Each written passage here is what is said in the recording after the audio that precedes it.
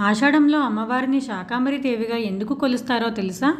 దేవి భాగవతం, మార్కండేయ పురాణాల ప్రకారం దీని వెనకాల ఒక కథ ఉంది. ఒకప్పుడు భూలోకంలో వర్షాలు లేక పంటలు పండక విపరీతమైన కరువు సంభవించింది.